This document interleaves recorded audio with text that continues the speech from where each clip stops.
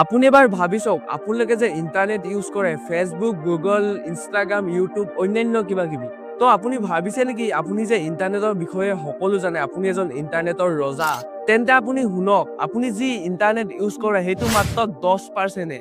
বাকি থকা 90% ইণ্টাৰনেটৰ কথা আপুনি একোৱেই নাজানে সেই 90% ইণ্টাৰনেটত এনে কি আছে বাৰু তাত যোৱা সাহস কিয় সকলোৰে নাই সকলো কৈছে আপোনালোকে ভিডিঅ'টো একেলগে চাই থাকক ইয়াক কোৱা হয় ডাৰ্ক ৱেব বুলি ইণ্টাৰনেটৰ সেই অংশ যিটো সাধাৰণ গুগল চাৰ্চত পোৱা নাযায় ইয়াত বেছিভাগ মানুহে নিজৰ পৰিচয় লুকুৱাই ৰাখে ডাৰ্ক ৱেবত বিভিন্ন ধৰণৰ বিষয়বস্তু পোৱা যায় যোনবোৰ সাধাৰণ ইণ্টাৰনেটত পোৱা নাযায় এতিয়া মই এই ভিডিঅ'টোত ক'বও নোৱাৰো যে আপোনালোকক তাত কেনে ধৰণৰ বিষয়বস্তু পোৱা যায় মুঠতে আপুনি মানি লওক ডাৰ্ক ৱেবৰ দ্বাৰা কিছুমান মানুহে এনেকুৱা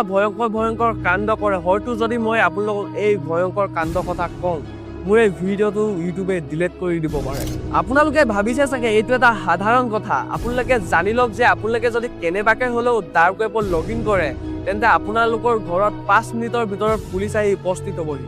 গতিকে নেক্সট টাইম যেতিয়া আপোনালোকে ইণ্টাৰনেট চলাব তেন্তে বহুত সাৱধানে চলাব এইবোৰৰ পৰা বহুত আঁতৰতে থাকিব